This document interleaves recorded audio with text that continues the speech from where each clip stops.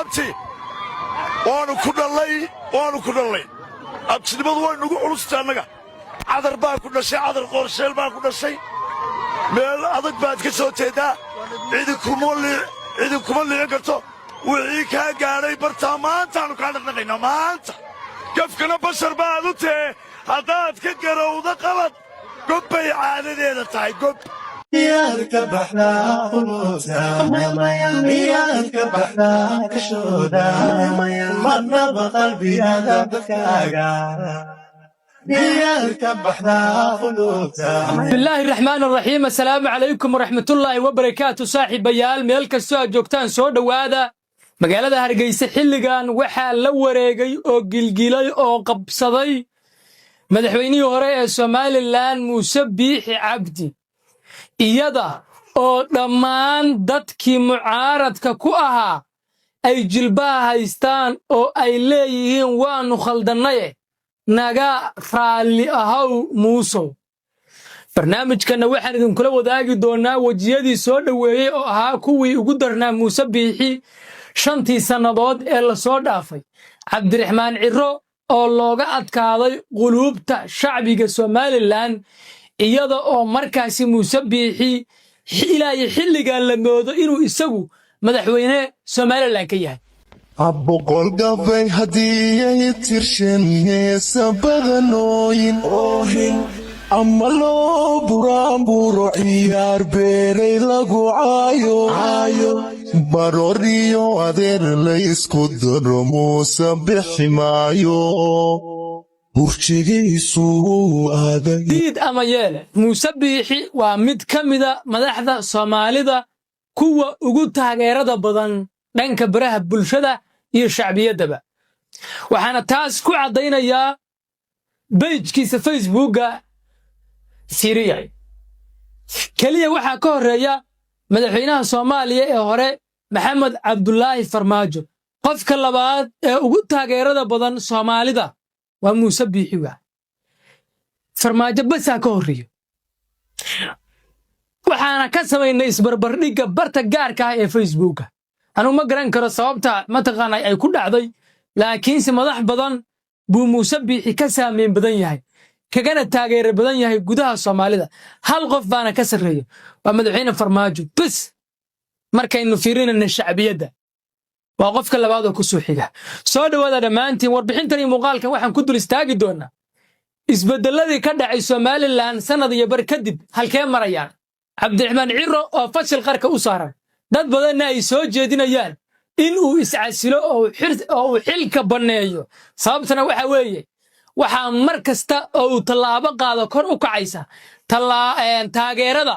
madaxweynihii hore ee Somaliland ninka la oran jiray muuse biixi cabdi ninkan waa liibaan cadaala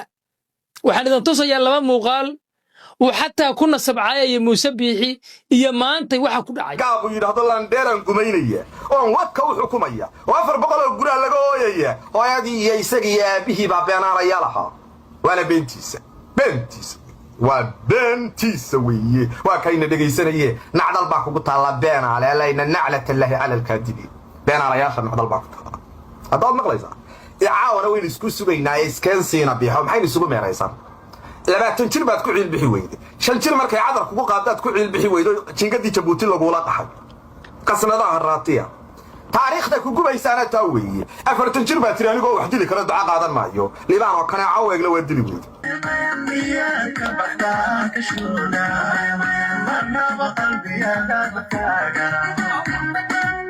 alinta beritola astaan qaran baa imanaysaa ninkii sumcadda ku lahaa baa imanaya nin reer Hargeysa baa imanaya oo ay iska dhaleen daanta airportka iyo daanta waxa weeye dekada qalalan ay iska dhaleen baa imanaya nin labada xaafadood ay iska dhaleen baa imanaya xaqlihii iyo baalabeydkii iyo mulkiilihii magaalada Hargeysa imanaya ee abti adeer labada daamood lagu oranayay marka abti adeerayaalba maalinta soo baxa lama mid ah dadka kala ninkani waa mulkiilihii magaalada Hargeysa waa muuse biixi cabdi magac miskiin lagama aha abakar muuse xildid samatar baa iska dhalay beelaha ciida gale habar jecelo iyo samaroon oo xilligan muuse biixi jilbaa haysta maxay ku dhacday soo dhawaada dhammaantii aad baad u mahadsantii aan ku bilaabo horta muuse biixi waa loo shiday maanta shacabka isagu muusan oran soo dhaweeya maalin dhaweytu tallaabo uu qaaday ciro baa waxay keentay in shacabkii Somaliland maanta xataa waxa la arkayay ama la sheegayay dad baabuur ka soo kireysanaya Ceerigaabo ilaa iyo Boorama say u soo dhaweeyaan muusik burca iyo berbere ay iska dhaaf waa Ceerigaabo ceel afweyn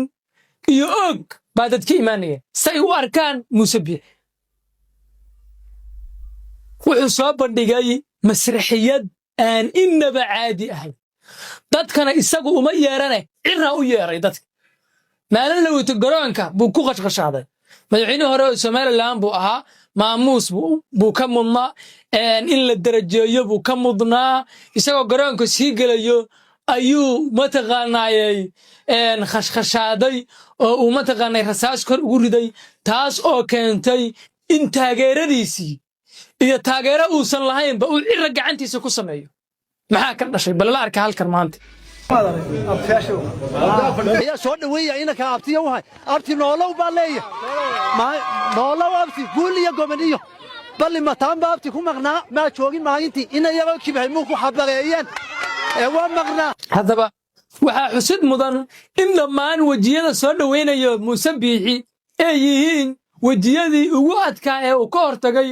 sanadihii la soo dhaafay ama mucaaradka ugu culus ka mid ah waxaa ka mid ah cabdininkii la oran jiray xildhibaan Axmed Khaliif halkan aan ka salaamaya Axmed Khaliif saaxiibkay waa nin aan isku aragti ka ahayn qadiyadii sool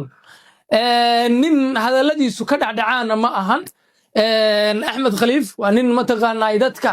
Soomaaliyeed mataqaanay ku astaysan geesinimada runta in la sheego hal kala aragti duwanaado hal kala qabiil ahaado kamid ah wuxuu kamid yahay dadka maanta soo dhaweynay muuse biixi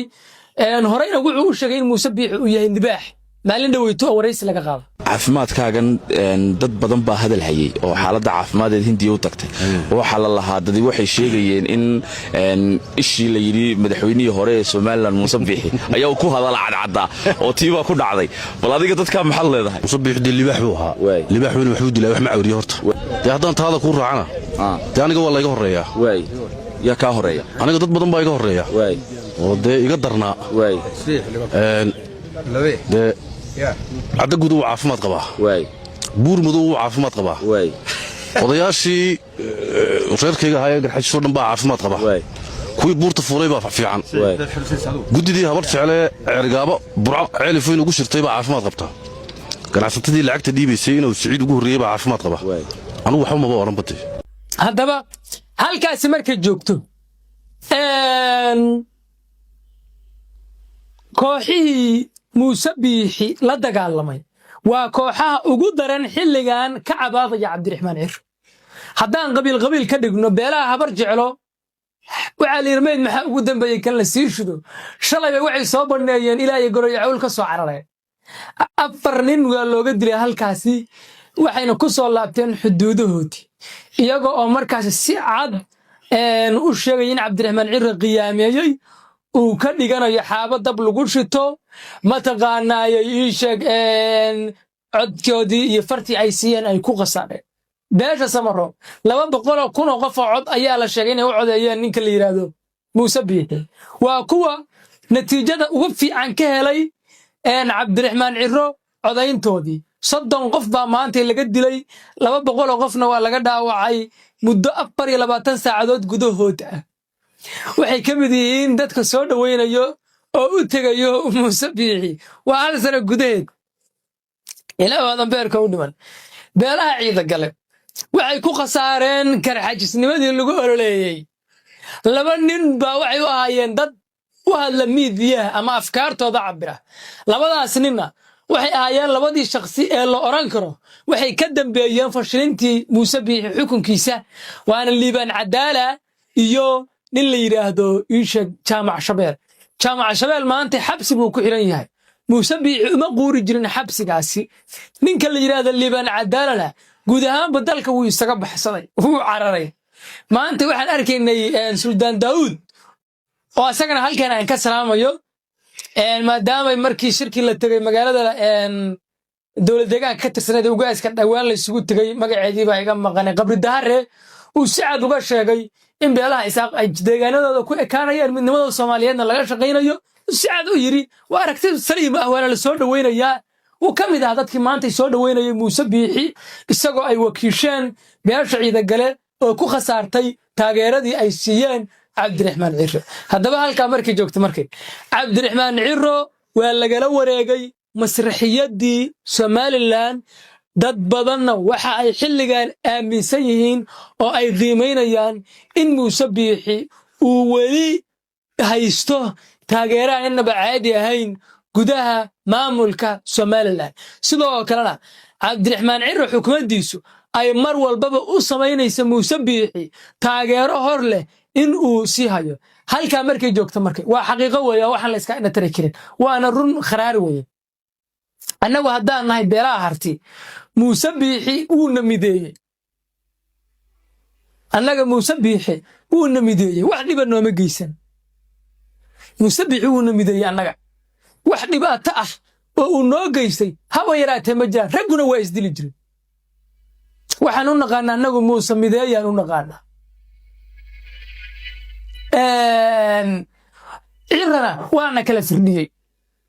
annaga marka waxay dantayadu ku jirtay si joogitaankii Muuse Biixi haddii Cabdiraxmaan Ciro uu hartiga kala firdhiyey waxaaba la oran lahaa waa nin ka shaqeynaya siyaasadda Somaliland isaaqii uu si kala firdhiyey qadiyadii Somaliland buu ku xadgudbay ma taqaanaayay dadkii cadowga Somaliland ku ahaa maanta waxay joogaan Hargeysa beelihii Samaroon oo la rabay haddii beelihii harti ay maamul samaysteen in la ilaaliyo oo ma taqaanay saysan ma taqaanaayay maamulka uga bixin dib aan loo geysan xasuuq buu u geystay genocide markaas Cabdiraxmaan Ciro kala firdhinta hartiga siyaasaddiisii ma ahayn inay hartiga kaliya ku aadan tahay xataa wuxuu ilfaha u qaadaya waxa la yiraahdo Somaliland inay sii jirto laakiin Muuse wuxuu ilaalinaya waxa la yiraahdo Somaliland inay sii jirto dagaalka oo hartiga la galayna wuxuu ahaa dagaal siyaasadeed oo ku ilaalinayay xuduudo ay Somaliland dastuurkeeda ku qoran Ciro intaas midna ma ilaalin haddii siyaasiyiin hartiga uu qayb heshiis la galay waxa la rabaa inuu beelaha Samaroon iyo Isaaq iyo Ciise isku sii hayo kama sii shaqayn maanta waxaad marqaati ka tihiin gobolka Awdal iyo Salal xiisada ka taagan waana go'aanadiisii laba carablaynta laba codlaynta ahayd ee ka dhalatay markaas waxa mar walba Somaliland u fiicnaa Muuse Biixi waayo isaga xataa kuwa la dagaalay mabaadii uu kula dagaalamay nacayb uu nacab yahay ma aysan ahayn laakiin si wuxuu isku haysay intii kale Ciro ma isku haya hadiiba Muuse lagu eedeynayo gobolka Sool baa gacantiisa ka baxday Cabdiraxmaan Ciro gobolkii Awdal gacantiisa ma ku jira maanta maxaa ka soconaya hilfuhu si qaaday wixii loo oran jiray Somaliland halka markay joogto markay waxaan ku soo gunaanadayaa warbixintayda diid ama yeel Muuse Biixi waa mid ka mid ah kuwa ugu shacbiyada badan Soomaalida madaxda Soomaalida waxaana ka horeeyay madaxweynihii hore ee Soomaaliya Maxamed Cabdullaahi Farmaajo wuxuu ka saameyn iyo taageero badan yahay madaxweynaha Puntland Siciid Cabdullaahi Dani madaxweynaha Somaliland Cabdiraxmaan Ciro Sheekh Shariif Xasan Cali Khayre Farmaajo andhahay Sheekh Shariif Xasan Cali Khayre Cabdiraxmaan Cabdi Shakuur